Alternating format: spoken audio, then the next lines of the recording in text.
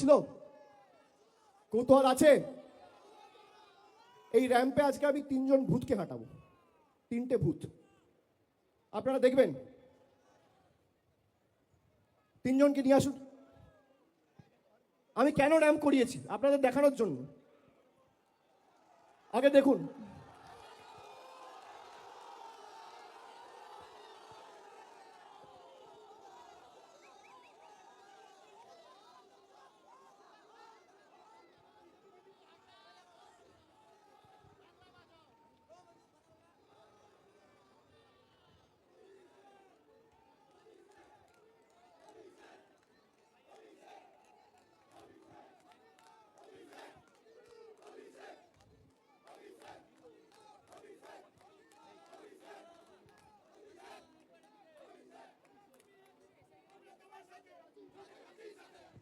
আসুন দিদি আসুন।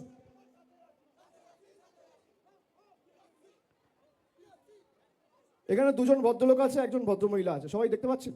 দাদা এদিকে একটু দেখান, দেখতে পাচ্ছেন? দেখতে পাচ্ছেন সবাই? আপনার নাম কি বলুন? মনিরুল ইসলাম মোল্লা। আপনার নাম কি দাদা? হরে কৃষ্ণ গিরি। আপনার নাম কি বৌদি?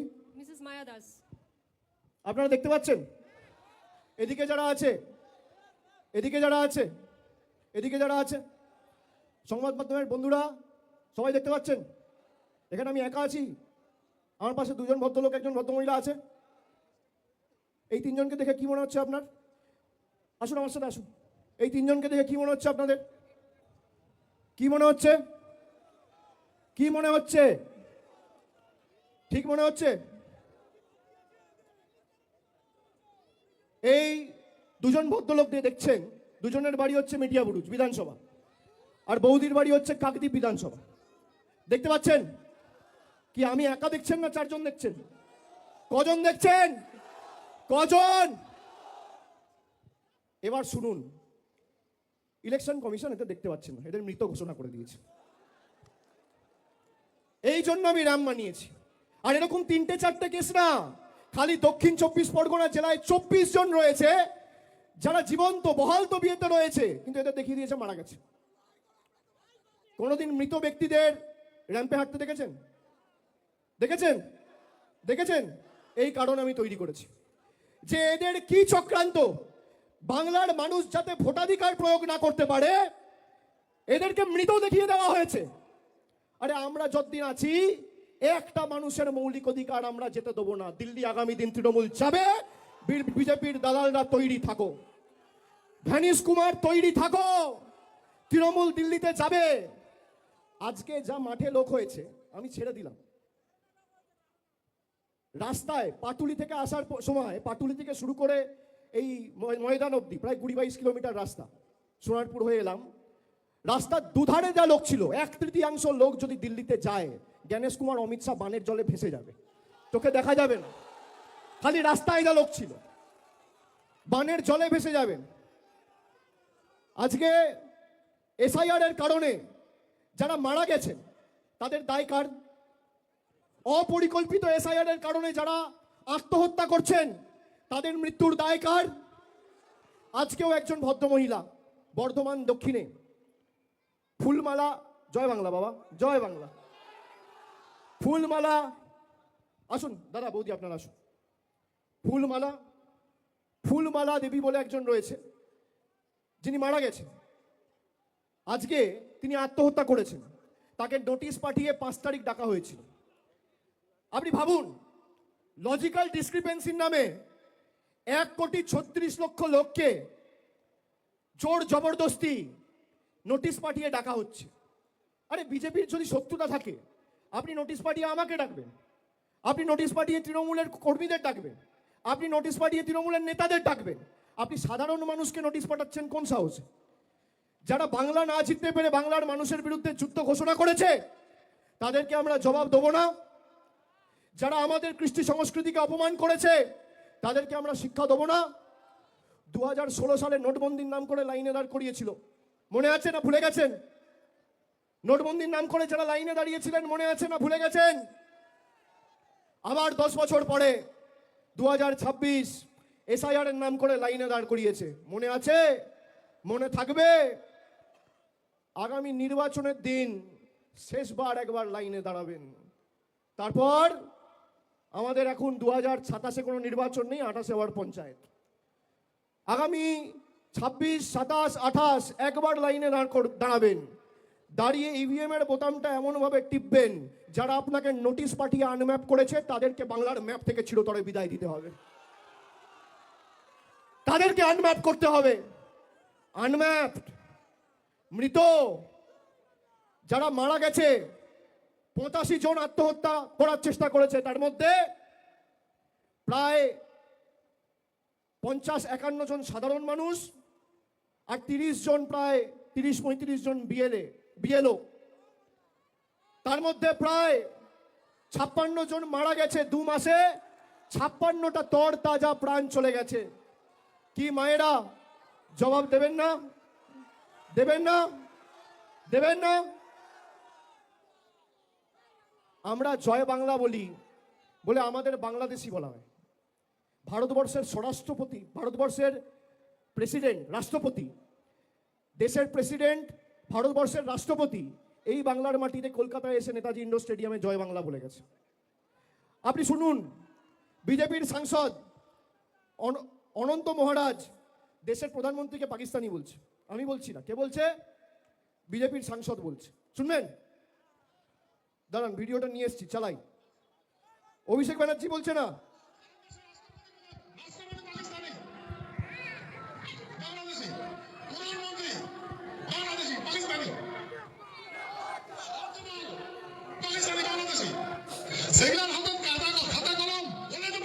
শুনতে পাচ্ছেন? আবার চালাচ্ছি আরেকবার, শুনুন।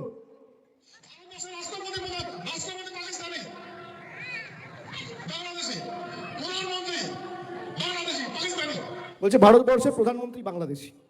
আমি বলছি না, বিজেপির এমপি বলছে।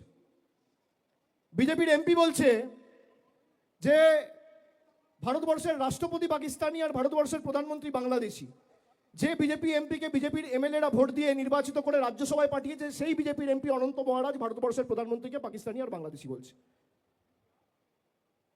এরা বাংলাদেশ নিয়ে বড় বড় ভাষণ তোলে, বড় বড় কথা বলে, বড় বড় হম্বিতম্বি করে, ধমকি দেয়, চমকায়। এই বিজেপির নেতা শুভেন্দু অধিকারী তিনি বলছেন মোহাম্মদ ইউনুসে বাংলাদেশের সরকার ভালো। শুনবেন? আমি তথ্য ছাড়া কথা বলি না।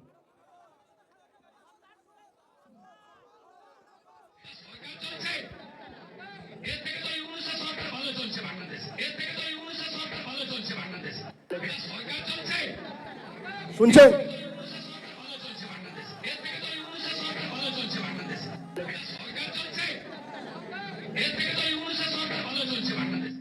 বলছে এর থেকে ইউনুসের সরকার ভালো চলছে বাংলাদেশে, মানে বাংলার সরকার থেকে ইউনুসের সরকার ভালো চলছে বাংলাদেশে। আপনারা গত 20 দিন বা 1 মাসে বাংলাদেশে যে নির্মমভাবে দীপু দাসকে হত্যা করেছে তার ঘটনা দেখেছেন। আর বিজেপির নেতা যার নেতৃত্বে হিন্দুদের মারা হচ্ছে তাকে সার্টিফিকেট দিচ্ছে। এই হচ্ছে বিজেপির হিন্দুত্ব। আমি বলছি না, বিজেপির নেতার মুখের কথা ভিডিওতে চালালাম। আর যদি মিথ্যে হয়, বুকের পাটা থাকে, তাহলে আমার বিরুদ্ধে মামলা করে, হাইকোর্টে মামলা করে আমাকে জেলে ঢোকাও। দুধ কা দুধ, পানি কা পানি। কে সত্যি কথা বলছে? আমি তো ওপেন বলছি। এখানে এত ক্যামেরা রয়েছে, যে কেউ রেকর্ড করছে, মিডিয়ার বন্ধুরা রয়েছে, আপনাদের সবার হাতে ফোন রয়েছে। ওপেন মাইকে চালিয়ে শোনালাম তো। এরা নিজেদের হিন্দুদের রক্ষাকর্তা, ধারক বাহক বলে দাবি করে।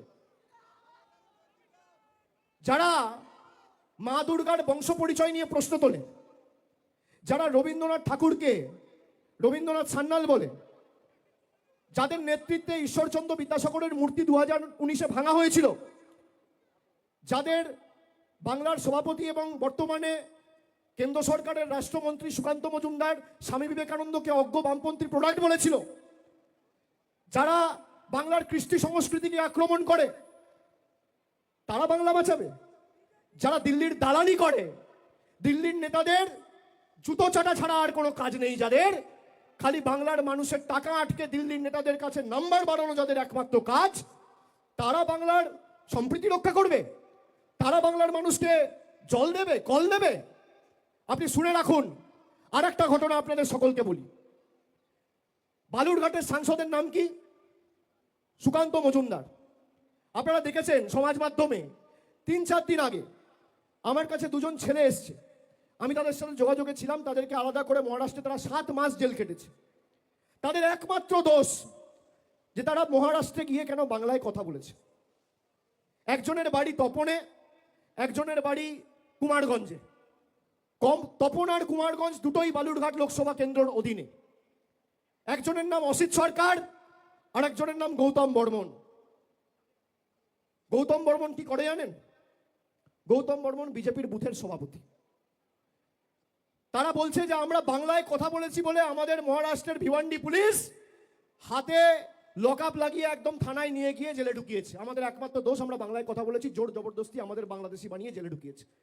তো আমি বললাম, তোমাদের সাংসদ ওখানে বিধায়ক, তোমরা ফোন করনি? বলবো দাদা, বলছে দাদা কষ্টের কথা কি বলবো। বউকে ফোন করে বললাম, বউ গিয়ে সুকান্ত মজুমদারের সাথে কথা বলে পায়ে ধরে হাউমাউ করে কাঁদলো। একটা ফোন পর্যন্ত করেনি, বলছে জেলে গেছে যাক। আরে মহারাষ্ট্রে সরকার বিজেপির, বালুরঘাটের সাংসদ বিজেপির, দুজনে সহকর্মী, একটা ফোন করে আপনি বলতে পারেন না যে আমার এলাকার একটা মানুষকে অন্যায়ভাবে বাংলাদেশি বলে আখ্যায়িত করে জেলে ঢুকিয়েছেন, এটা আমরা মানব না, তাকে ছাড়ুন। এইটুকু বিবেক, এইটুকু আত্মসম্মান বোধ, এইটুকু সচেতনতা বাংলার প্রতি ভালোবাসা যার নেই, তারা আর যাই হোক কোনোদিন বাংলাকে ভালোবাসতে পারে না। সেই বিজেপির বুথ সভাপতি গৌতম বর্মনকে মহারাষ্ট্রের লোয়ার কোর্টে আমরা লড়াই করে বালুরঘাটে তার বাড়িতে পৌঁছে দিয়েছে, যে তার নাম হচ্ছে তৃণমূল কংগ্রেস। বিজেপির বুথ সভাপতিকে তার বাড়িতে পৌঁছে দিয়েছে। যে বিজেপি নিজের বুথ সভাপতিকে রক্ষা করতে পারে না, সে বিজেপি বাংলার মানুষকে রক্ষা করবে? সে বিজেপি আপনাদের রক্ষা করবে? যে বিজেপি 5 বছর শুধু কেড়েছে, আবাসের টাকা কেড়েছে, জলের টাকা কেড়েছে, সর্বশিক্ষা মিশনের টাকা কেড়েছে, রাস্তার টাকা কেড়েছে, 100 দিনের টাকা কেড়েছে, সেই বিজেপি আপনাদের টাকা দেবে? আজকের দিনে দাঁড়িয়ে এই মুহূর্তে বাংলার বকেয়া পাওনা দিল্লি কেন্দ্রের সরকারের কাছে প্রায় 2 লক্ষ কোটি টাকা। বিজেপির নেতারা এসে বলছে যে বিজেপি জিতলেও আমরা লক্ষ্মীর ভান্ডার দেবো সবাইকে। আমি এই মঞ্চ থেকে আর একটা চ্যালেঞ্জ ছুড়লাম, বাপের বেটা হলে চ্যালেঞ্জ অ্যাকসেপ্ট করবেন। বাংলা বাদ দিন, পাশে ত্রিপুরা আপনারা ক্ষমতায়, আসাম আপনারা ক্ষমতায়, মেঘালয়ে আপনাদের সরকার, এনডিএ সরকার, আপনাদের সরকার রাজস্থানে, মধ্যপ্রদেশে আপনারা ক্ষমতায়, উত্তরপ্রদেশ আপনারা ক্ষমতায়, উত্তরাখণ্ড আপনারা ক্ষমতায়, ছত্তিশগড় আপনারা ক্ষমতায়। মমতা বন্দ্যোপাধ্যায় বাংলার 2,30,00,000 মহিলাকে কোনো প্রশ্ন ছাড়া, কোনো এলিজিবিলিটি ছাড়া, কোনো বাধ্যবাধকতা ছাড়া সবাইকে প্রতি মাসে 1,000 টাকা করে লক্ষ্মীর ভান্ডার দেয়। আপনি 12টা-15টা রাজ্যের মধ্যে একটা রাজ্যে যদি বাস্তবায়িত করে দেখাতে পারেন, অভিষেক বন্দ্যোপাধ্যায় রাজনীতি করবে না।